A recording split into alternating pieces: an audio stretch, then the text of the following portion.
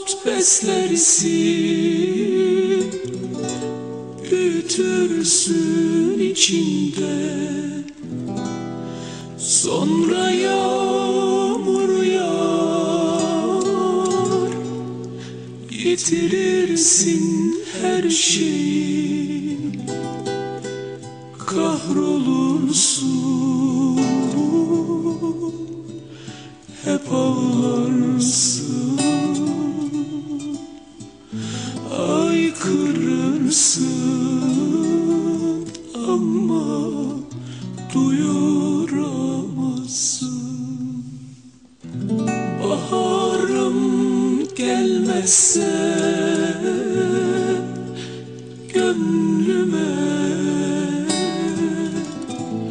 açmasın çiçekleri dağlarım.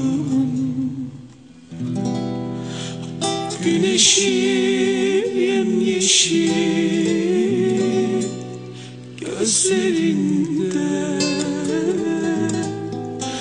görmezsem doğmasın sabahlarım.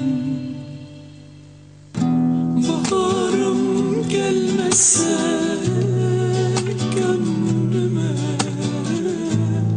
açmasın çiçekleri dağlarım. Güneşi o yeşil gözlerinde, görmezsem doğmasın sabahlarım.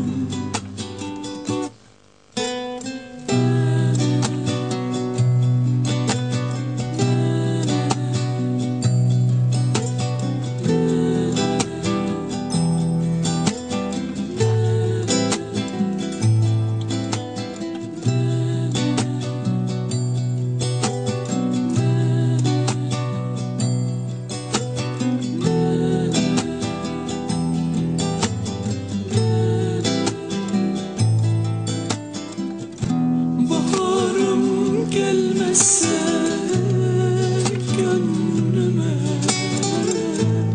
açmasın çiçekleri dağlarım. Güneşi o yeşil